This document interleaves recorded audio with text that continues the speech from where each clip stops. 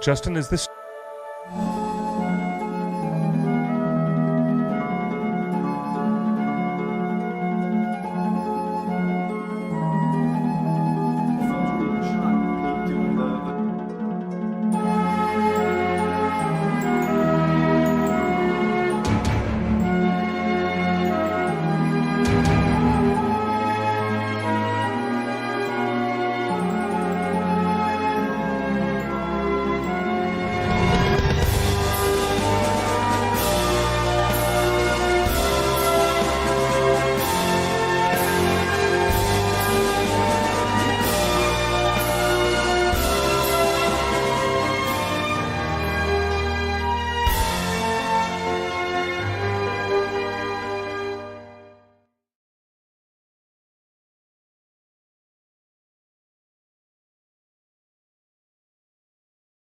Two, one.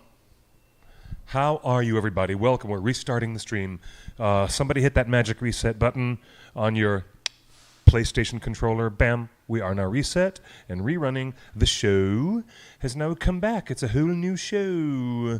Welcome again to the OneRing.net. This is Torn Tuesday, starting again with our live broadcast from Scum and Villainy Cantina. I'm going to lower my volume on the phone right here.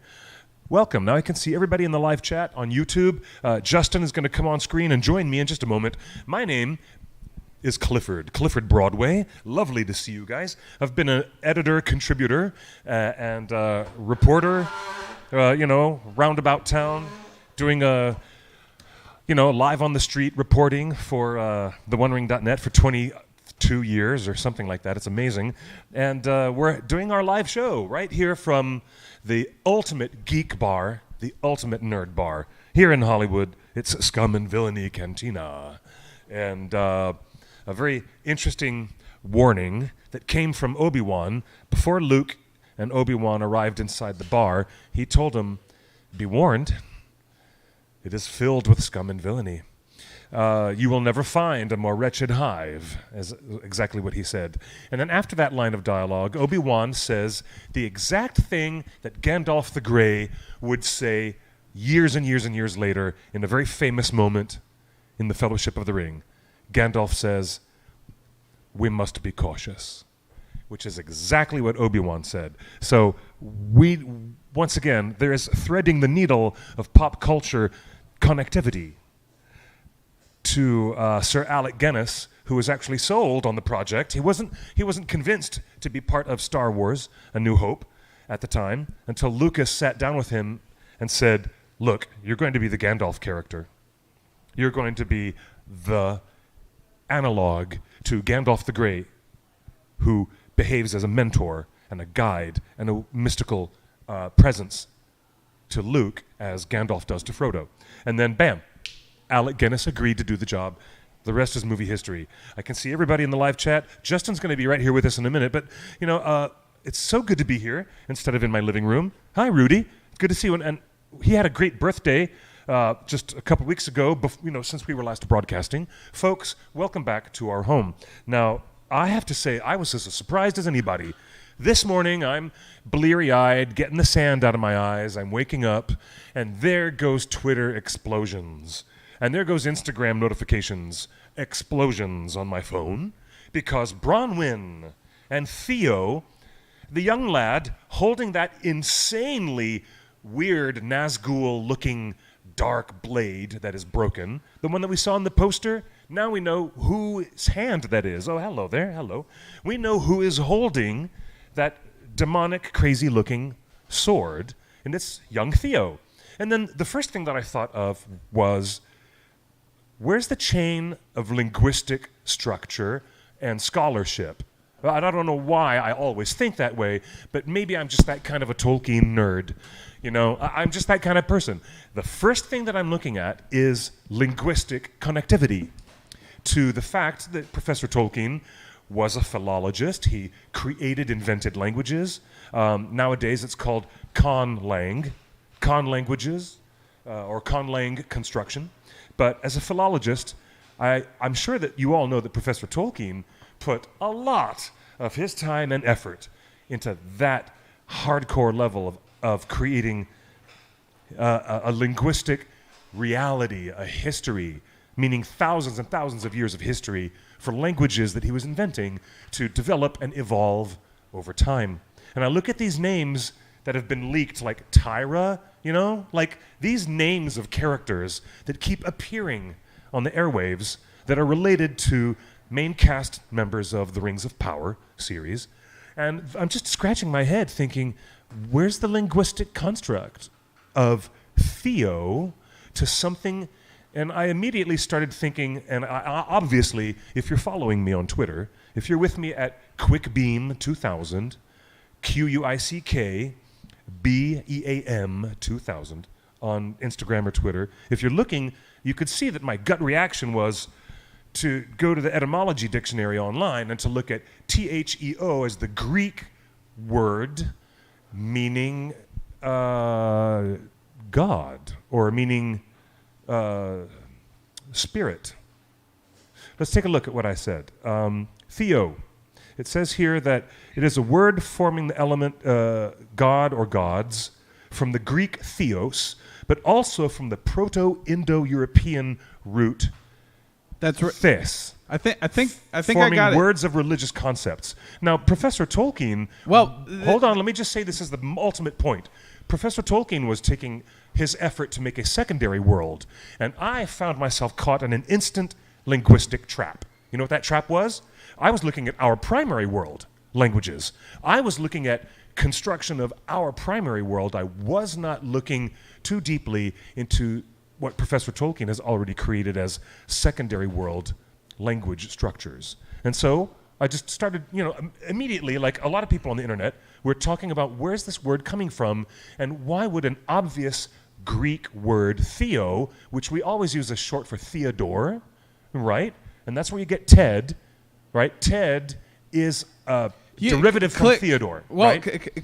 Cliff, you're jumping ahead. Am I jumping ahead? But it's what's the major conversation that everybody's talking about today. I want to shut down Everybody's the whole talking conversation about the etymology of Why this not? name. Welcome to the show. Welcome It's to the Torn show. Tuesday. We're here every Tuesday. You know what we're going to be talking about today. At least you know ahead what we're going to be talking about. But I just want to, at the front of the show, I want to say, Amazon, if you're watching, thank you for dropping news on a Tuesday so we have something to talk about. That was a lovely gesture. I don't really know if it was for us, though. I hope it was. I hope not. you're It was listening. great. I hope Great. you're listening because I know the last several appreciate drops it. of information have been on a Wednesday or a Thursday. Yeah. And it's And like we have always a look great like we're show. late. We always have a great show talking about with fans here, and But then it's always 5 days late. and then now the we're next talking day about there's more it to in talk the about. moment. We're in the moment today. I'm obviously more in the moment than I've ever been because as a Tolkien nerd, I'm really thinking about the way that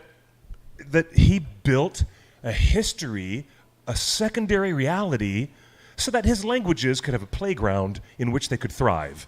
It wasn't the idea of most fantasy writers where you invent the world first and then as an afterthought make the languages later on. That's because You're that's not what getting Tolkien did. you're getting way ahead of it. So first off, if you're joining us, this is Torn Tuesday, and this is what everyone's talking about. Let me bring it up on screen right here. This is so cool. Amazon this morning dropped a brand new photo of this character holding this sword. You just saw it on screen a couple minutes ago. One of the teaser posters that showed no characters but showed a bunch of hilts and hands. Well, here we have a hilt and a hand And the person. and the person. Yes. This is Theo, Theo, Theo, and you can see the tweet there from Amazon says Theo and Bronwyn. Bronwyn is not the name of the sword.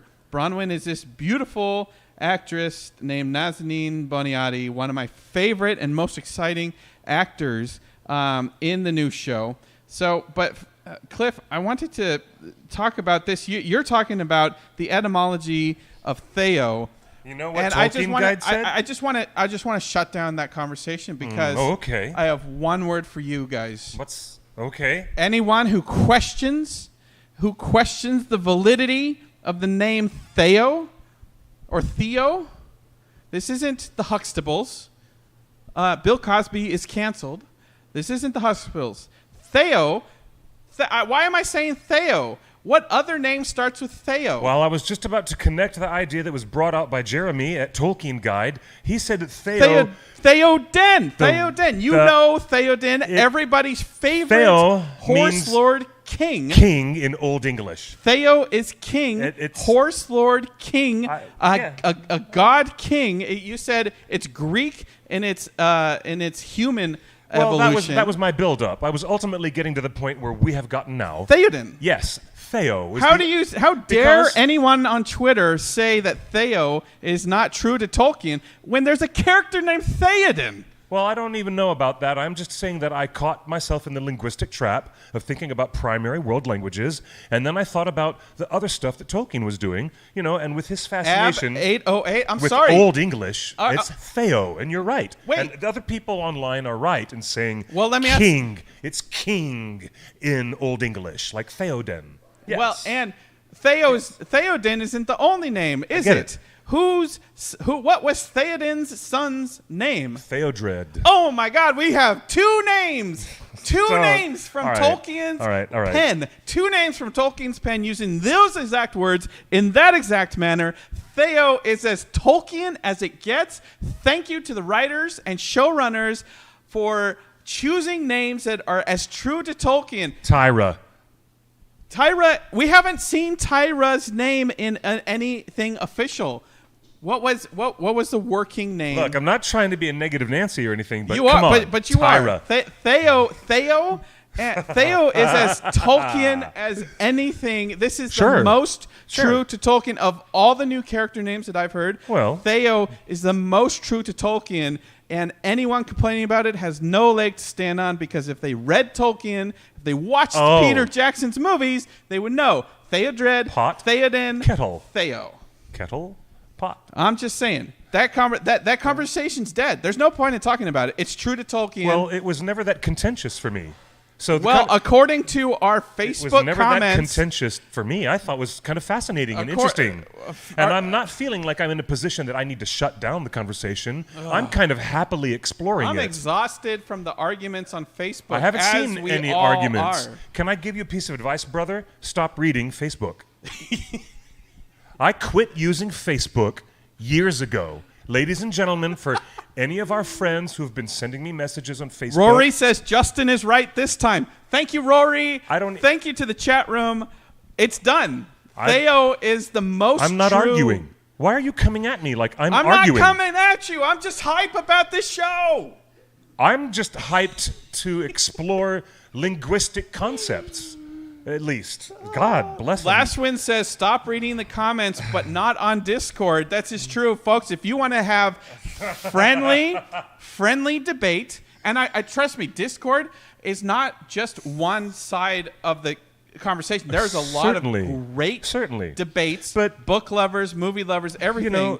And Discord is where it's at. So look for the One Ring on Discord, because that's where it's going. I've been in the general position of appreciating the announcement this morning, appreciating that Amazon gave it to us on a Tuesday, just like you said.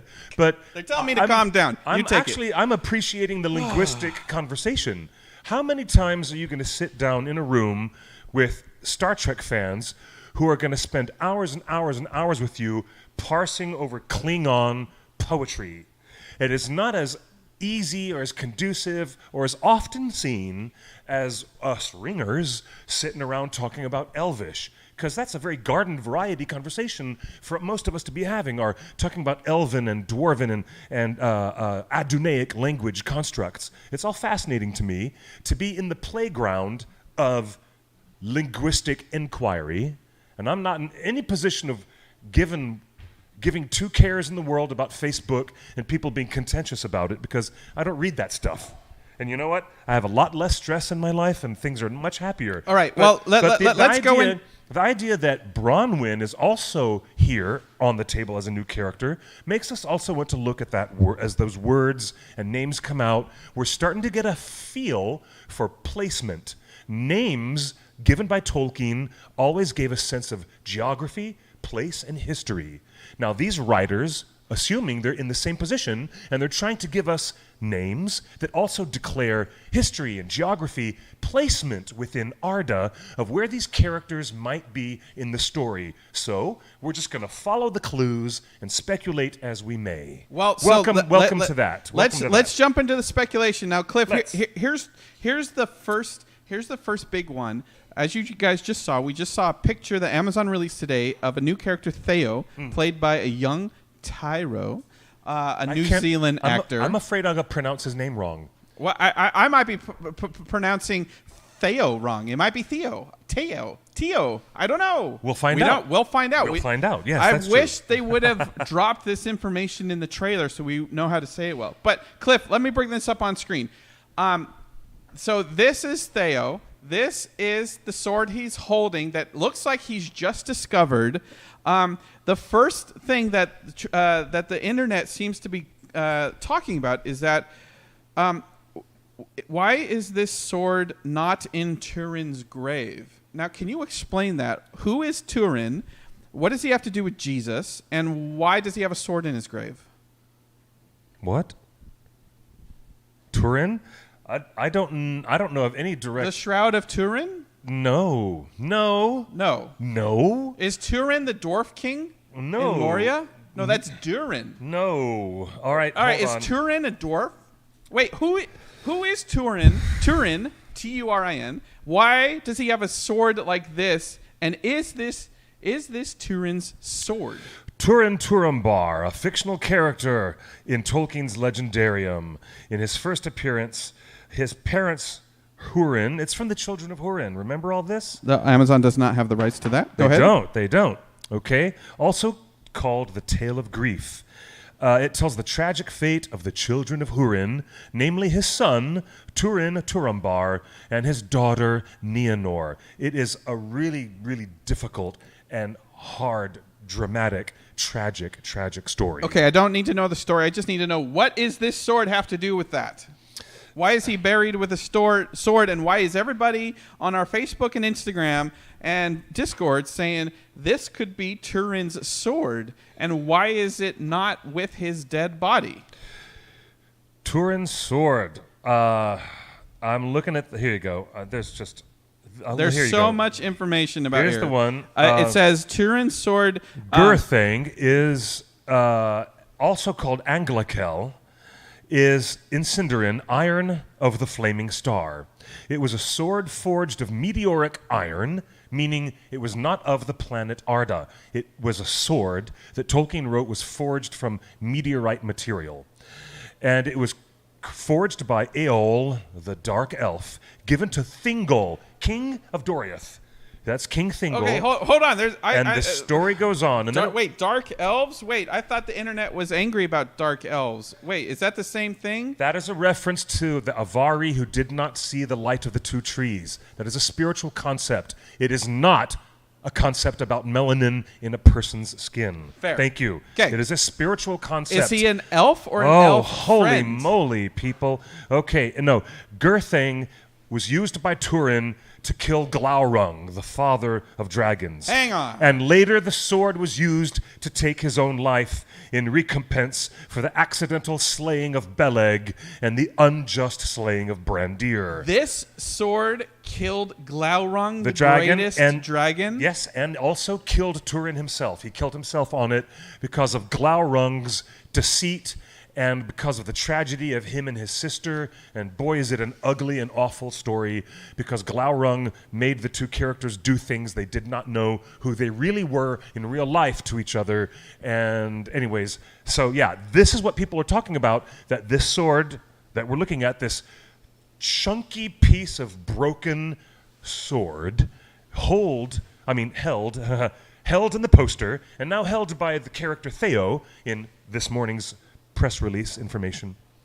We're now been speculating all day long that Gurthang is now found, somehow not left where Tolkien left it on the island where they were buried, but now the sword is somehow speculatively in the TV series, and fans are positioning different theories, rather, positioning different theories about why this sword would be in existence in the Second Age, and its incredibly dark history to the First Age, and why it would be brought into the show. That's what people are speculating about. Well, that sword. Cliff, we have a couple comments from the chat. First off, yes.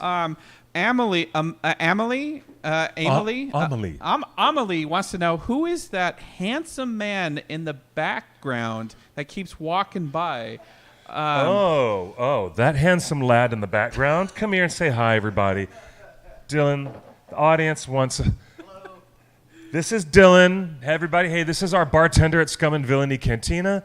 You want to get a really, really great drink? We have some excellent mixologists, wonderful bar staff, and if you would like even a refreshing non-alcoholic drink, such as what I would have for myself, these are the folks to invent something delicious, off-menu, and really flavorful. Come and join us at Scum and Villainy. And yes, ladies, he is quite the snack. Yes, and everybody's going to be all right.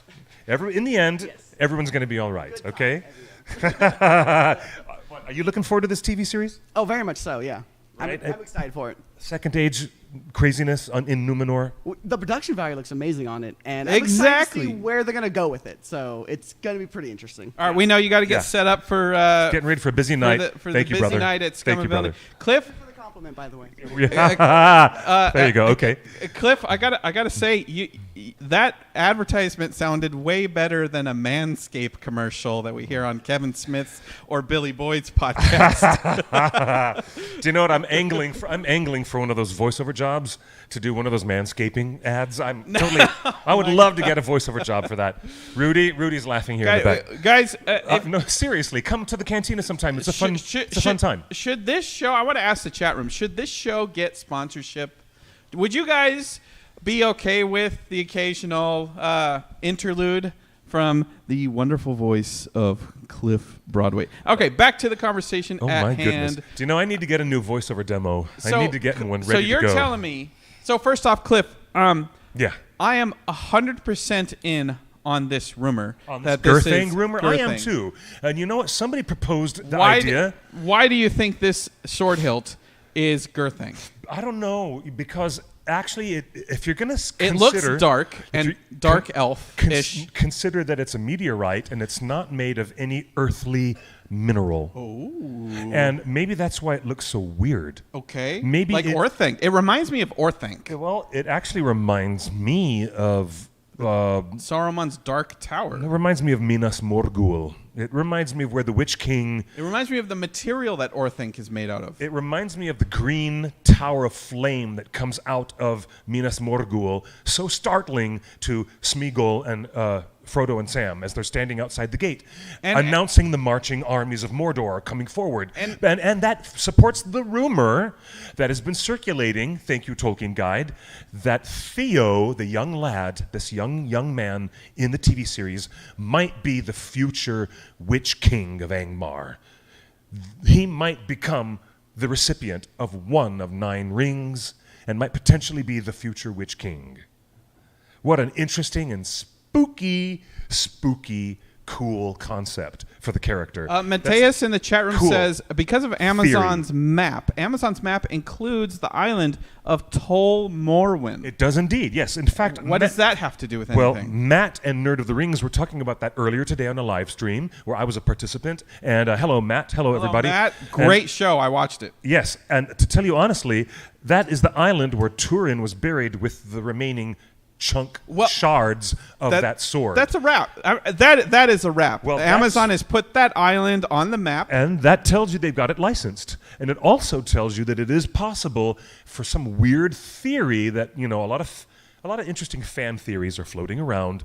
And this one that I'm grabbing onto as the most dynamic and interesting for me as wanting to watch a TV show with these stories revolving around it is that if that chunk of that broken Gurthang actually did leave the island of Tol Morwen and somehow found itself on the far shores of Middle-earth, only to be found accidentally by this young man, would it not mirror the poor thing that happened to Deagol, Smeagol's cousin, who's just having a nice day fishing, fishing in the river, having a nice time with his cousin. It's his birthday for his cousin. They're having a lovely day out on the boat. And then suddenly, accidentally, washed up from the bottom of the river, not an evil old meteorite sword, but Deagle finds a different artifact of evil and power that changes all of destiny of Middle-earth. Do you think he discovers this, or do you think someone is like, I don't know. Or do you think he's like, ooh, wow, look at that but thing. I like the analog.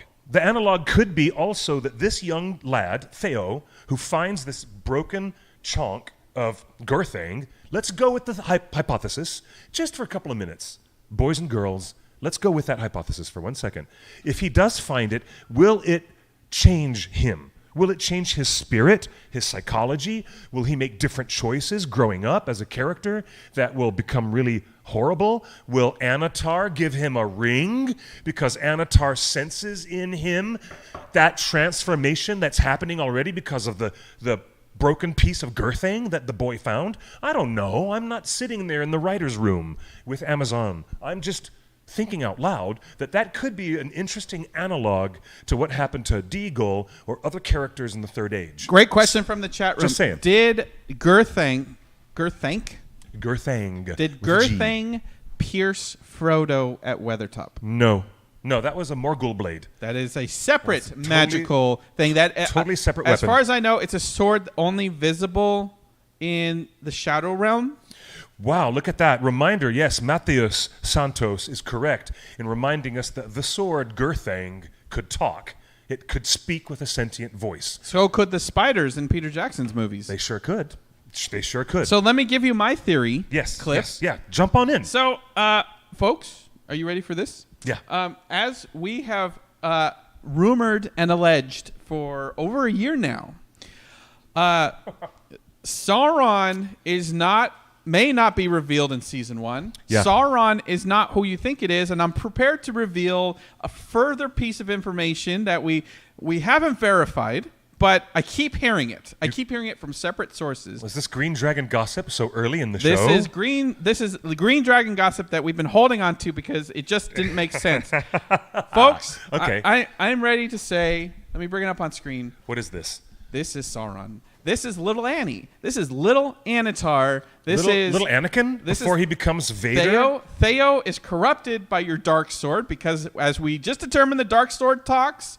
The dark sword has magic powers. The dark sword is made by black elves. The dark sword comes from an island that is on the map that Amazon released. This is a young innocent man that is corrupted into evil. This is little Annie. Anatar.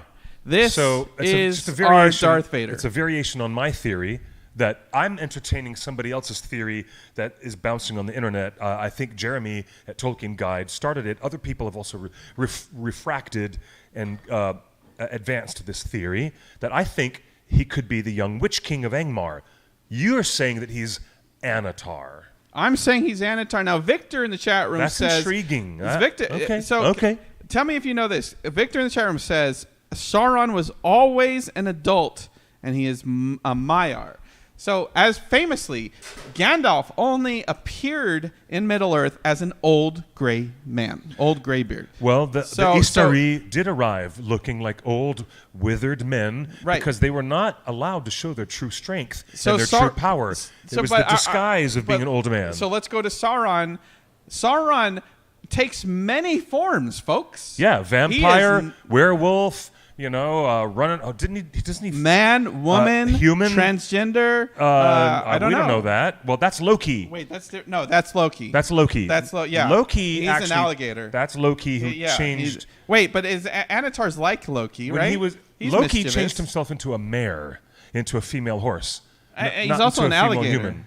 But yeah, he's done all those things too. But the thing is that he's not just a man. The idea of camouflaging yourself into the form of a child is not something that we've entertained as a popular theory. But I've been calling him Lil Annie for a year now. Are you this kid, Theo? I'm saying Sauron. The concept of Sauron could be a child, and that would be a great. That would be a really neat thing for the show writers. It would be a novel way to disguise him. To disguise him. That would be and novel. Let Sauron get further into politics and places he shouldn't be because of his innocence. That's what I'm saying. Like, Sauron isn't who you think he is. I don't think the show is going to come right out and introduce a big bad guy. We've been told that Bronwyn, the other character, is Theo's mother, and Sauron was around in the First Age, although I suppose he could disguise himself as Bronwyn's kid for some purpose. Imagine Sauron needs to find this sword, okay? Let's play. Let me game this out. Imagine Sauron needs to find this sword. How can Bronwyn be his mother if he already existed as Sauron? Imagine Sauron needs to find the sword, but maybe he can take possession of people for a short amount of time. Maybe he can disguise himself as people. Maybe he kills someone and takes over their body. Who knows? Maybe this is a necromancer type thing. So what if Bronwyn discovers the sword? Sauron has to get to the sword. He can't get past so he disguises himself as her child, and the sword calls the child. What if she adopts him? What if she adopts the boy? What if the sword is Sauron's life force, kind of like a Voldemort situation, and a part of Sauron's life force is transferred from the sword into the kid? There's so many ways to play this. We have to theorize how is it that Sauron would have his... Otaku is telling me that this is, I'm mad, this is a terrible idea, and I should just stop. Well, I don't see how Sauron ever, in anything that Tolkien wrote, ever put himself into a sword. Like, Gurthang was its own crazy weapon with its own power, and Sauron was completely separate from it. He wouldn't... So what's your theory? Well, I don't know. My original theory was that, does this have anything to do with Sauron? Right here, this picture. Anything to do with Sauron? No, my theory is that this is leading up to the identity of the Witch King of Angmar, because Sauron is not going to be by himself. He's going to have an ally, and who knows what this... I'm also assuming that the popular assertion is true, that the chonk leftover shards of this weapon is indeed Gurthang. This causes other questions that we don't know about licensing and where they got the licensing for that name. We don't know about that. We can't speculate on that. But I will go ahead with the popular conventional wisdom that this is Gurthang and that it's going to corrupt the boy somehow like an analog to the One Ring doing what it does, popularly known in the Third Age, corrupting Deagle, Smeagol. Poor Bilbo gets partially caught up in the attraction of keeping the ring forever.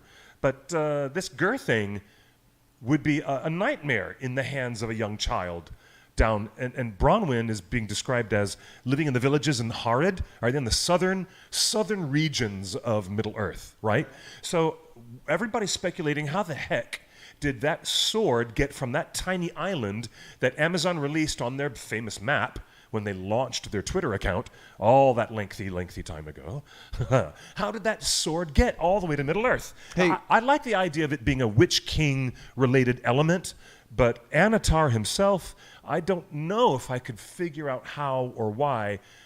If you're saying Anakin, he's little Annie, are you also suggesting the Immaculate Conception by the midichlorians that George Lucas gave us? Are you suggesting, perhaps, somehow in this interesting theory you're trying to spin, that Sauron managed to do Immaculate Conception with Bronwyn, and therefore this boy, Theo, really, really is incarnate Sauron, and he doesn't even know it, and the little boy maybe hasn't grown into consciousness of it yet? And maybe the sword will cause some awakening of this nascent spore of evil? Is that what you're suggesting, good sir? If so, if that is what you are suggesting, I don't know. It's just as likely as anything else. I don't know. All right, so you're sold on the Witch King. Hold on. Other people are saying, Victor says, could it be Anguriel, Garthing's sister sword? We don't know anything about it. It was lost. Oh, hey, Victor, you have an intriguing point. There was a sister version of Gurthang. Of course, there's two of everything in this. That's intriguing, very intriguing concepts. All right, before we move on to Bronwyn stuff, I have breaking news for you, Cliff. No breaking news. Breaking news, folks. No, really? You're going to love this. Oh, boy. Animal House. The movie? Animal House is being turned into an animated feature directed by Andy Serkis. You mean National Lampoon's Animal House with Jim Belushi? Yeah. The raunchy as all hell college campus comedy? Is that being remade as an animated feature by Andy Serkis? That sounds intriguing. Wow. Hey. Oh.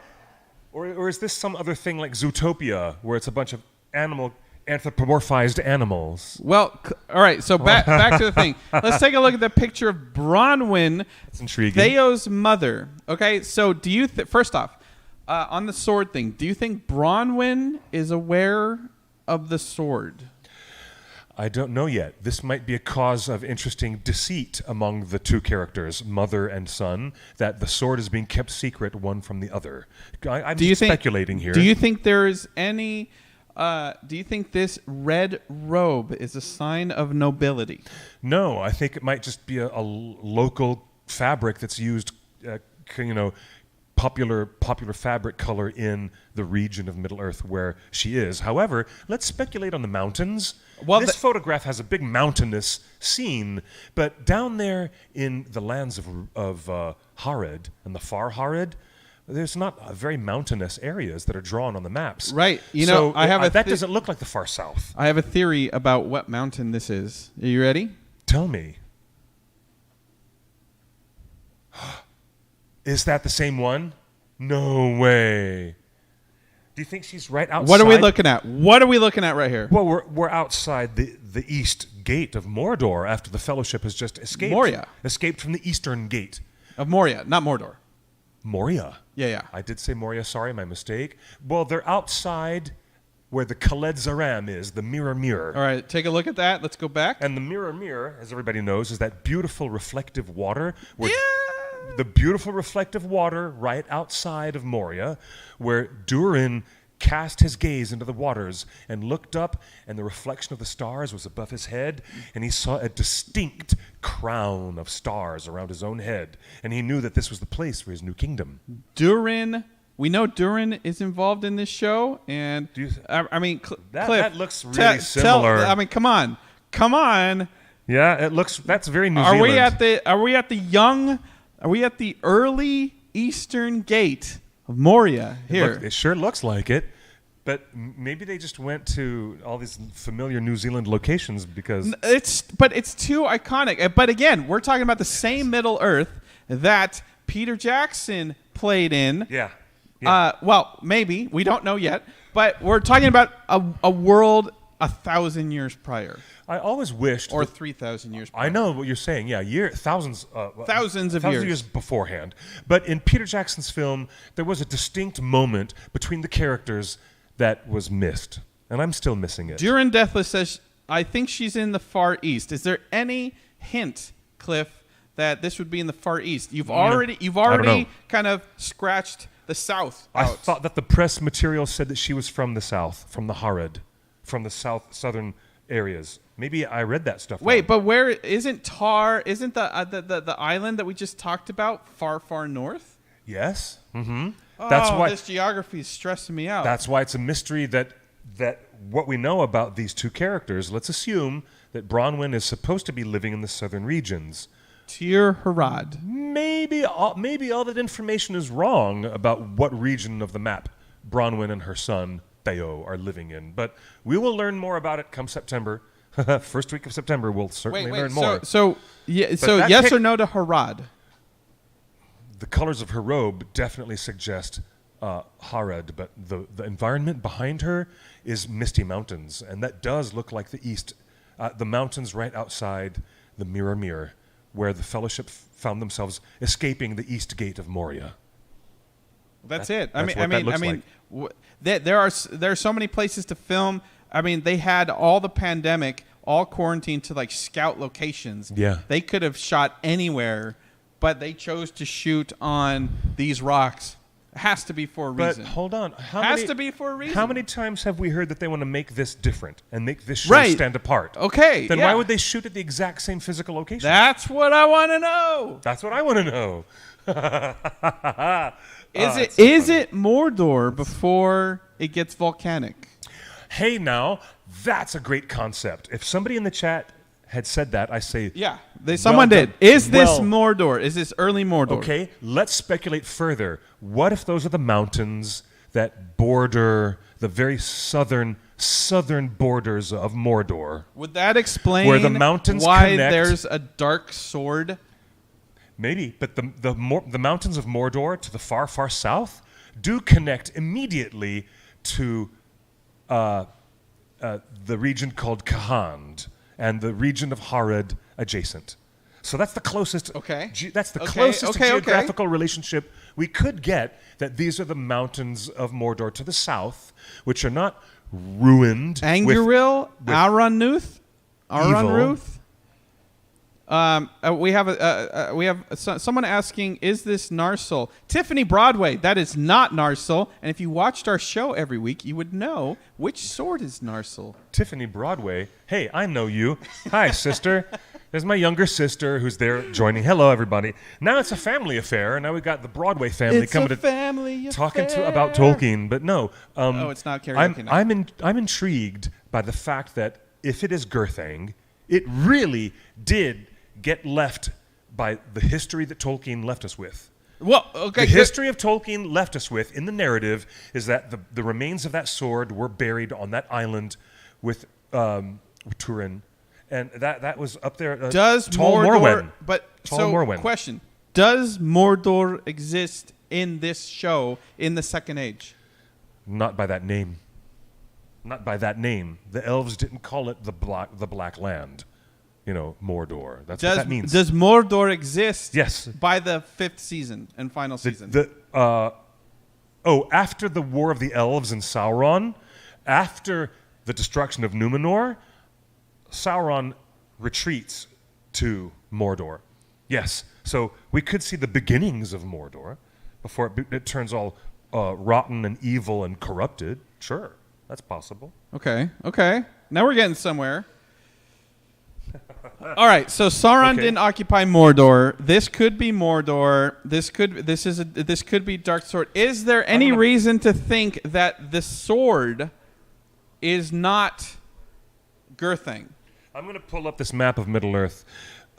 This is a really, really, really big map. Hey, yeah, there's a lot of reason to think that could not be Gurthang, because immediately my question is, do they have the licensing of that name, of that weapon, from the First Age? Because we've reported many times here on our live show that they only have licensed The Lord of the Rings and The Hobbit and the stuff in the appendices, and that's been backed up and confirmed. Okay. That's been backed up and confirmed by... that's all they have. Okay. For sure. Oh, by the way, it's Animal Farm by George Orwell, not Animal House. Oh. You said Animal House like National Lampoon's Animal House? No. He's doing... Wait, what's Animal Farm? Is that different? Animal Farm is that amazing political analogy by George Orwell, who wrote 1984. I'm exhausted with politics. Animal Farm is this amazing story that they made you read in high school. Wasn't it required reading for you in junior high or high school? No. Because in my English class, it was required. We wrote book reports on it. No, I only had to read Where the Red Fern Grows. Oh, good stuff. Okay. We also had The Hobbit on required reading lists. I didn't. So here's the map that I want to pull up, and I want to take a look at the mountains of Mordor. You see this here? There it is. There's the mountains south of Mordor with a tributary river system. So you think this is south of Mordor? And it is connected to the Near Harad. In fact, there it is. Near Harad. The Near Harad and the Far Harad. Okay. If you want to go to the north, the northern borders of Near Harad border the southern mountains of Mordor. Okay. Which were not all volcanic or corrupted and looked like, horrifying, unwelcome, hostile, toxic places the way that Tolkien described. But yeah, that's really cool. That's really, really cool. These annotated maps are just amazing to me. Well, this has given us a lot to talk about. Cliff, why was this released just today? Do you know? Durin says, "I don't think she's at the Misty Mountain." So let me. Why was it just released today? Because it leaked out of Amazon's corporate global all-hands meeting. Was that a big corporate meeting? And every employee of Amazon, allegedly, I don't know how global all-hands meetings go. I don't know what that means. But supposedly... It's a little suggestive. At a global all-hands meeting, this is the information that Amazon shared with their employees and then immediately published because they knew it would leak on Twitter. If I'm an Amazon employee and this is what they tell me, like, hey, meet Theo, I'm kind of confused. Wouldn't you be? Like, what? This is what you're spending $1 billion on? You're telling me you're spending $1 billion on a TV show for Theo? Like, what is this? What is this? A kid named Theo. What? So Theodore. Is he one of the chipmunks? I want to hear if he sings. Does he sing like Simon or Alvin? Does he talk sing like Theodore? Does he talk like a chipmunk? I can tell you one thing. The picture of Theo, I don't have it on screen anymore, but the picture of Theo is a young child picking up a sword. If you follow Tyro on Instagram, maybe it's been hidden from him for a reason. If you follow Tyro on Instagram, you'll notice that he is growing up really quick, and if he's going to be an ongoing character, they're either building in his growth and maturity into the narrative, or he doesn't survive this season. Like it did for the kids in the Harry Potter films, where they actually did grow and develop to become the young adults that were depicted in the later years of Hogwarts. But casting, infamously, that was great casting, and it worked out well for It worked out. It worked out quite well. I mean, there were a couple of the Harry Potter movies where they tried to suppress the maturity because like the kids were just growing up too fast and like, oh no, you're still supposed to be 13. So I don't know. It's always risky hiring children in a TV series because they will grow up fast. And this guy is growing up. That's what happened to Stranger Things. Yeah. The kids in Stranger Things look way too old now for the period of 80s where they're supposed to be locked in time in the 80s. That's why that's a good example of that. I'm going to stick with my personal rumor opinion. This is that he is little Annie. He is a bad guy, going to do bad things. Did the midichlorians impregnate Bronwyn with the spirit of Sauron? Goodness. Wouldn't that be fun if they did something like that? I don't think there's anything in Professor Tolkien that says that would ever happen. Is there any Maiar spirit that ever brought itself into a mortal or an elf to create a pregnancy? That never ever once happened in Tolkien's Find out September stories. 2nd. That never happened. Before we go into the other news, Cliff, I just want to ask you. What a ridiculous idea. We've had several. We've had the Super Bowl trailer. We've had several confirmed characters in the Vanity Fair article. We had all those posters. Not all the names. Right.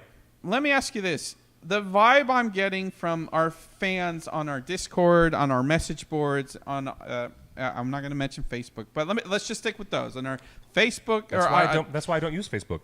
Is the fans want something of substance and not just bare crumbs. But my question is, what for a fan, for a true hardcore long-term fan of the books and whatever, what do you consider something of substance? And because we're getting character names, we're getting swords, we're getting all this stuff. But what do you think is Amazon? What do you think Amazon needs to show next to really get the fans, the hardcore fans, back on board? Because they're all screaming for something of substance.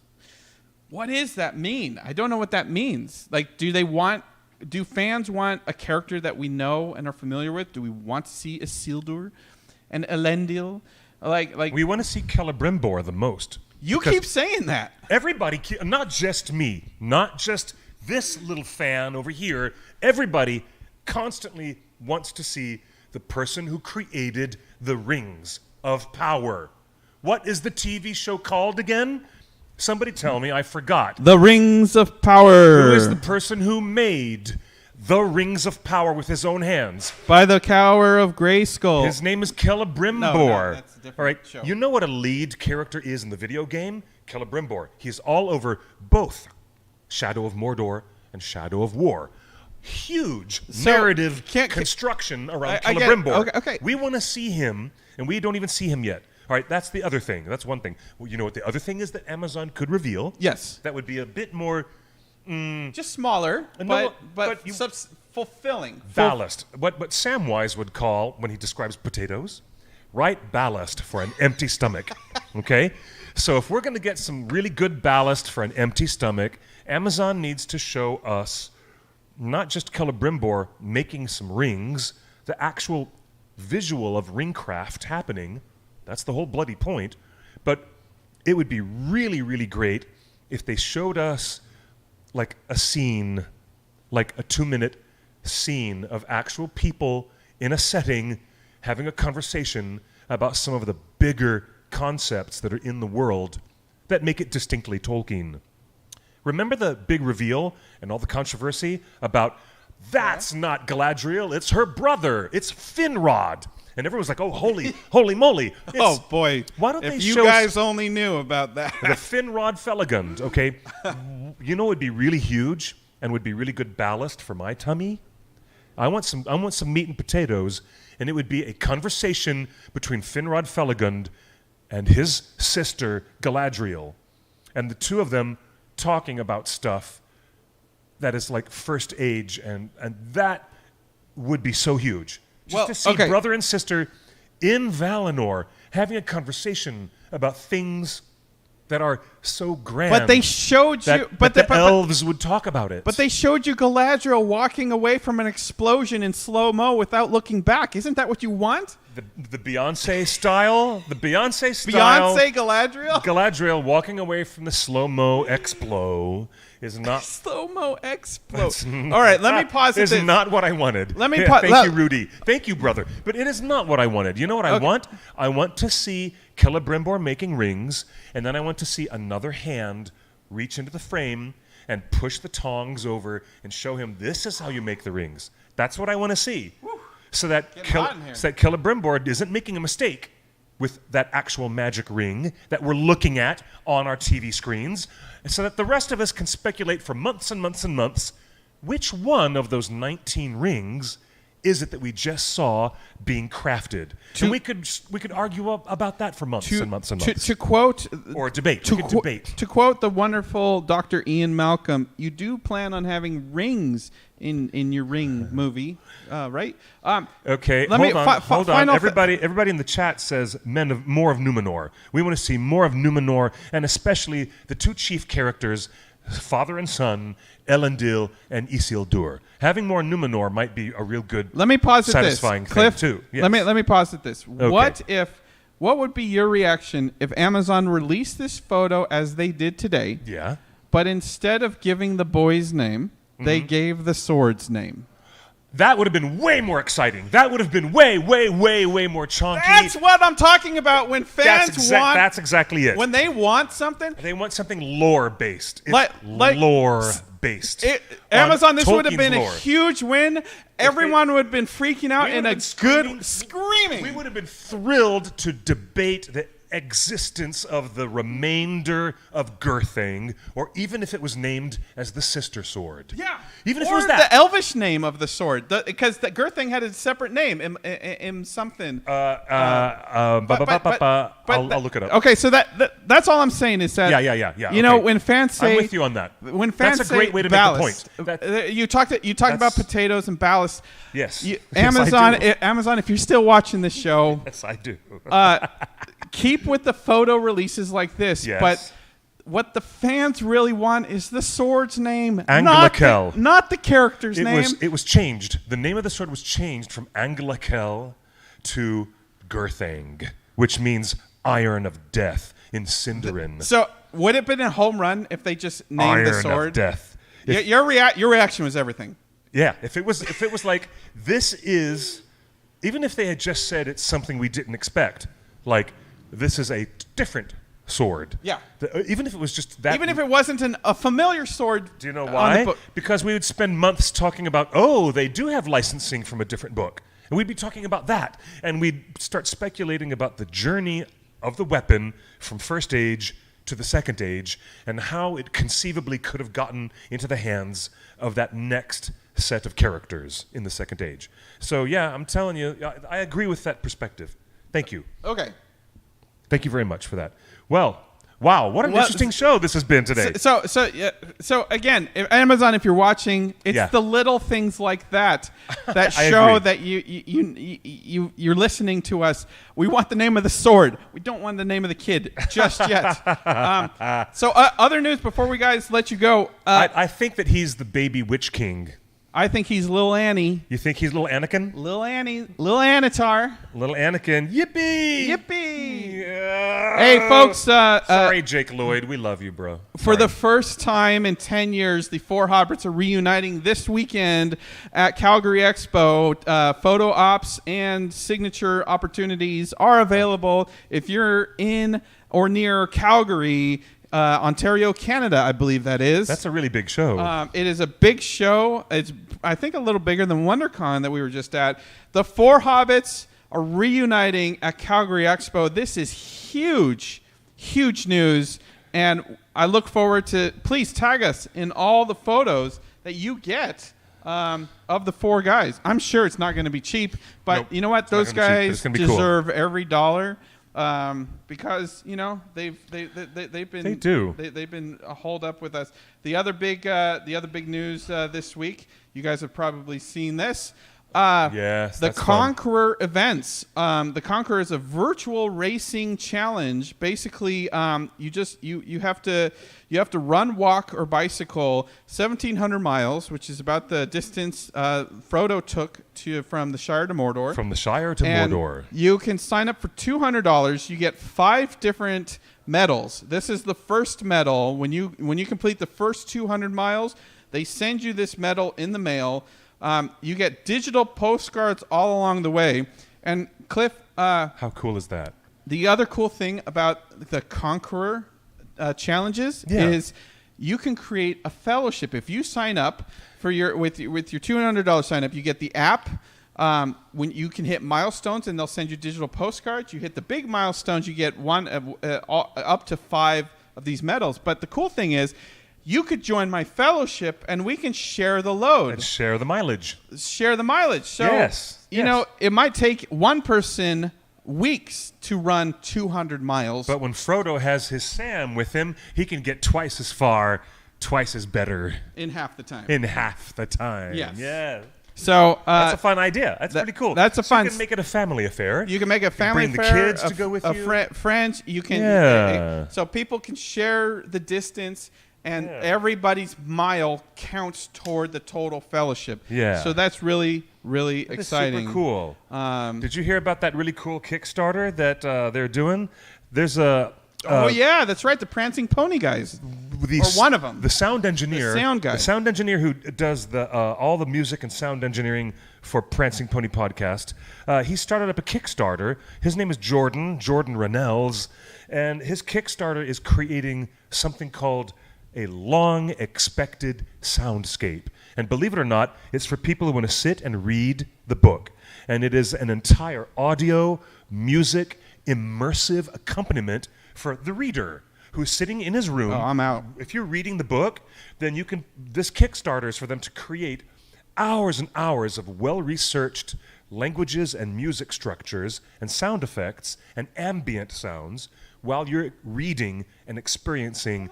The intense chapters change, the music and the tone changes as you go through chapter by chapter, and it's a lengthy soundscape recording. It's really kind of a cool concept because it's going to take your literary journey to a different experience while you're listening to all these beautiful music sounds. He's pretty close to his Kickstarter goal, so look up, what's the name of it on Kickstarter? It's called A Long Expected Soundscape. A Long Expected Soundscape. Other big it's news. Pretty cool. Folks, you might have saw the trailer for the new Thor movie. That is Russell Crowe as Zeus. No, that's why he was in the beard and the wig. The beard and the wig was for Zeus. It was not for a king of Numenor, folks. Man. I'm so let down. Look, I still stand by my reporting because Russell Crowe followed the OneRing.net on Twitter. He did. You don't follow us if you're not going to be involved in the show. I mean, come Russell on. Crowe to be one of the kings of Numenor. He might be. There might be. Russell Crowe. By the way, Cliff, I just it's interesting. He was offered the role of Aragorn. At the same time, yes, when they cast Stuart Townsend because Russell Crowe said, no, I don't want to be typecast in these big historical costume dramas. So he didn't want to be Aragorn. Now, wouldn't that be interesting to come full circle? If only Russell Crowe had the chance, he could come full circle and be one of the great ancestors of Aragorn. Kind of like Radagast. What's his name? Sylvester McCoy was number 2 choice for Bilbo Baggins. Oh, that's right. Sylvester McCoy was originally he was the number 2 choice if Ian Holm couldn't do it. Right. It was going to be Sylvester McCoy. Ian Holm ended up doing it. Peter called Sylvester back 10 years later for The Hobbit and said, I got a cooler role for you. Got an offer for you to be Radagast the Wizard. That's fantastic. Cliff, by the way, I just want to, before we let Russell Crowe go, I just want to say that there were a lot of talks about budgets, right? And we want to remind you, Lord of the Rings is the most expensive TV show in history. The budget is, the confirmed budget in New Zealand was 68 million, something like that. At the time of this video's creation and publication, it is currently the most expensive television format production budget ever in the history of the medium of television. For good or for worse, that's what it is. And to that point, and they're going to spend another $500 million on marketing, so it's going to be $1 billion first season. But Cliff, the thing is, one of the reasons all these other streaming TV shows are so expensive, I'm going to be honest with you guys. Yeah? It's the actors cost a lot of money. You know, these big name movie actors are being convinced to do HBO Max shows and Netflix shows because the money is so good. The money. Right. These actors are making $10 million, $20 million a season on these TV shows. Yeah. Guys, Amazon's Lord of the Rings is the most expensive TV show in history, and we have yet to hear any superstar name. Where is the money going? Is it going into sword hilts? I mean, where are you spending $1 billion and you haven't announced it's Russell going Crowe? into spooky meteorite sword hilts that are quite possibly the death slayer of the greatest evil dragon of all time. Yeah. But you know what? But no, what I mean, like, where are the A-listers? No superstars. No A-listers. No one has brought in. Not even the showrunners. The showrunners don't have any history in Hollywood. They're like, the biggest name on the show right now is J.A. Bayona. Well, yes, indeed. So, but where are you spending $1 billion? Because so far you are not spending $20 million on a actor, on a Russell Crowe, or on a Meryl Streep, or a Denzel Washington, or some big Oscar-winning A-list actor. Varking, you're absolutely correct. I stand misquoted. The biggest name, the most expensive name so far on the show, Howard Shore. Oh. And he's still not confirmed. Still unconfirmed. Still unconfirmed. But yes, do you know what? He would be the most expensive line item. And that's the one I most care about. To be honest. Okay, is that where they should spend their money? Yeah, I don't care about Russell Crowe being in the show as much as I care about Mr. Howard Shore coming back to bring us more music from Middle-earth. Varking's going to text him. Thank you, Varking. Hey, before we guys let you go, we have an announcement to make. This is breaking news. Oh gosh, here we go. A brand new Earth Day edition of Gandalf the White exclusively at Box Lunch stores. Box Lunch stores will have this exclusive Earth Day Gandalf the White pop vinyl. It's only available in Box Lunch stores, which is in many malls. It glows in the dark, country, and it better be made of entirely recycled elements of vinyl. It better be entirely recycled. And the fun part is it's Gandalf the White. So Gandalf is a recycled character because Gandalf the Grey died. Oh dear. Oh dear. And on that, we're going to say good night, ladies and gentlemen. Thank you for joining us on the OneRing.net. Yet again, trying to keep up with this mischief over here. But thank you again, Justin, for co-hosting and helping us produce the live stream. A big shout out to all of the wonderful people who are on our YouTube, Twitter, Twitch, Instagram, and Discord and YouTube chats. Chat amongst yourselves, everybody. You're the most wonderful, wonderful people. And you know what? Somebody, I hope we can all see like each you, other Daisy soon. Kim. Cliff, Daisy Kim says, I prefer unknown actors. And what's interesting about that... I do too. That lets the actor inhabit the space of the character in a much more fulfilling way. 100%. And I'm so excited that Lenny Henry is going to be introduced to Western audiences in this way. I'm so excited. I appreciate that. But I really do. Let's be honest. It's $1 billion show. It's the most expensive TV show in history. If you want my mother and my grandmother to watch, you got to put a guy like Russell Crowe in. Or Tom Hanks. They're going to be like, oh, I like Russell Crowe. Oh, Gladiator. Oh, he's doing another Gladiator type thing? Yes, Mom. Put it on. But the actor is on record saying he specifically wanted to avoid that. And that's why he passed on playing Aragorn 23 years ago. Right. Well, that was 23 years ago. And wow. So all I'm saying is, with $1 billion budget, gosh, did they put it toward a big name actor and they haven't revealed it yet? We don't know.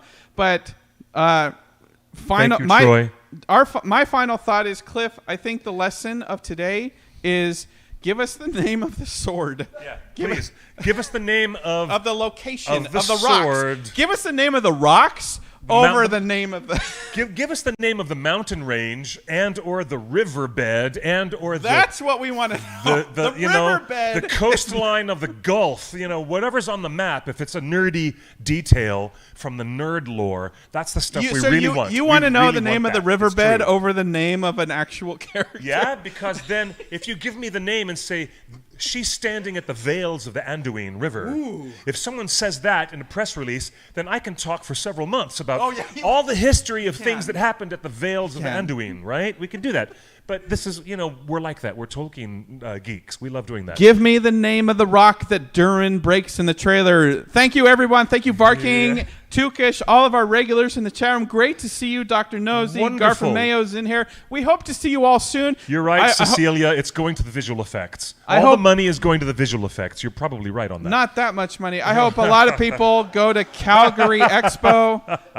Calgary Expo this weekend. You can meet all 4 hobbits together. That is an amazing once-in-a-lifetime photo op. Speaking as people that have been going to conventions for 20 years, it is very hard to get a picture with all 4 hobbits together. That's going to be a once-in-a-lifetime thing. I'm telling you, if you guys are near Calgary, go there. I hope there's more opportunities before envious. San Diego Comic-Con to meet up with you guys and see all you guys, because we love seeing your faces at WonderCon. That was so wonderful. It was a wonderful, great, uplifting experience to be in the room with all these enthusiasts.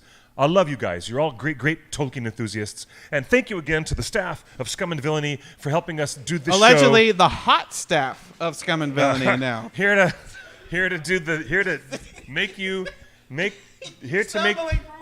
to make you guys realize that midi-chlorians doing crazy things invisibly behind your mama's back might not be all a bad thing ultimately in the end. Okay? So, if you're in the Discord, it is time. It is time for the Discord to launch your Cliff notes. So launch them away Cliff notes. And thanks, exclamation point Cliff. Thank you, Varking. You guys are the best. I want to say thank you, Varking Rune Song. We're going to learn more about Bronwyn and Theo and more about that evil sword, which I bet is Gurthang. We'll learn more about it in the coming months. Amazon, thanks again for the Tuesday drop. We'll see you kids sometime very soon online at thewondering.net. Please follow us on all of our channels, and I myself can be found at QuickBeam2000. Follow Scum and Villainy Cantina. Is that right? At Scum and Villainy Cantina on Instagram and Twitter. SVC? SVC on Twitter. You guys are amazing. And until next week, please be kind to yourselves and be good to one another. And let's uplift one another and have a really good time as we roll towards a crazy moment in pop culture history with the Rings of Power coming soon to streaming platforms everywhere on Amazon Prime. Oh my gosh, it's actually happening. We're going to go back to Middle Earth. One way or another, we're going to do it. Let's see what happens next, kids. All right, don't hold your breath. I'm Clifford Broadway, signing off, saying good night and good luck, or better yet, buenos noches y buena suerte. Bye, everybody.